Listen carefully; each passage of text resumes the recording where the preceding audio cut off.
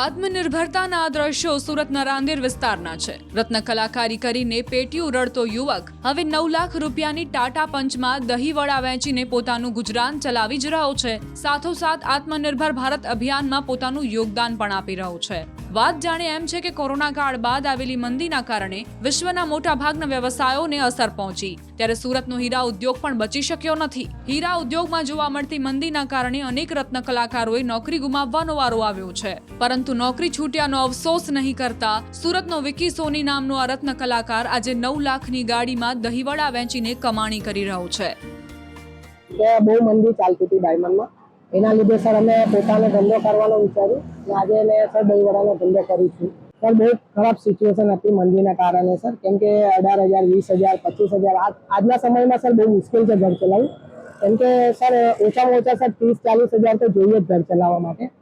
અત્યારે સર મારી ગાડીનો હપ્તો લોન એ બધી ક્લોઝ થઈ ગઈ છે ને સર અત્યારે મારે કંઈ માટે કોઈ ટેન્શન નથી સર। સુસાઇડ તો સર એ કંઈ સોલ્યુશન નહીં હોય સર। સુસાઇડ તમારે આગળ વધવું હોય તો સર કંઈ તો કરવું પડે ને સર। એક નવી ઓપોર્ચ્યુનિટી એવું સમજીને ચાલવાનું કે તમને કંઈ નવી ઓપોર્ચ્યુનિટી મળી છે કે તમે ડાયમંડમાંથી બહાર નીકળીને કંઈ નવું પોતાનું કરી શકો છો। ઉલ્લેખનીય છે કે 2014માં વિકી સોનીએ રત્ન કલાકાર તરીકે કામ કરવાનું શરૂ કર્યું હતું અને શરૂઆતમાં તેનો પગાર 7,000 રૂપિયા હતો અને ધીમે ધીમે પ્રગતિ કરીને 2022 સુધીમાં વિકીનો પગાર 30,000 રૂપિયા થઈ ગયો।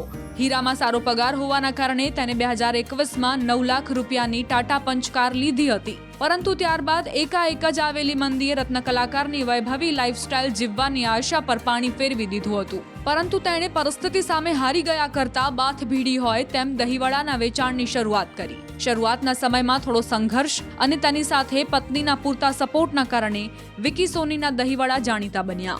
આજે આ યુવક દરરોજના 200 થી 250 પ્લેટ દહીંવડાનું વેચાણ કરે છે, તો નવાઈની વાત એ છે કે મહેનત કરીને તેણે પોતાની કારના હપ્તા પણ પૂરા કર્યા છે।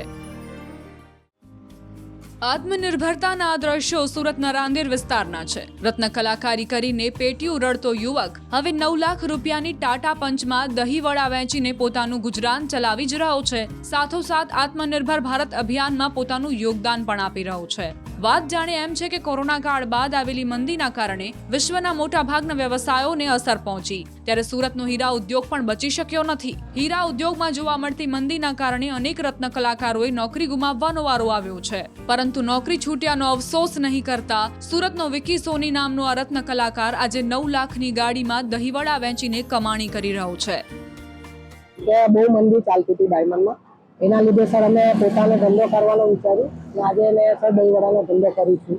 સર બહુ ખરાબ સિચ્યુએશન હતી મંદીના કારણે સર, કેમ કે 18,000, 20,000, 25,000 આજના સમયમાં સર બહુ મુશ્કેલ છે ઘર ચલાવવું, કેમ કે સર ઓછામાં ઓછા સર 30-40,000 તો જોઈએ જ ઘર ચલાવવા માટે। અત્યારે સર મારી ગાડીનો હપ્તો લોન એ બધી ક્લોઝ થઈ ગઈ છે ને સર અત્યારે મારે કંઈ માટે કોઈ ટેન્શન નથી સર। સુસાઇડ તો સર એ કંઈ સોલ્યુશન નહીં હોય સર। સુસાઇડ તમારે આગળ વધવું હોય તો સર કંઈ તો કરવું પડે ને સર। એક નવી ઓપોર્ચ્યુનિટી એવું સમજીને ચાલવાનું કે તમને કંઈ નવી ઓપોર્ચ્યુનિટી મળી છે કે તમે ડાયમંડમાંથી બહાર નીકળીને કંઈ નવું પોતાનું કરી શકો છો।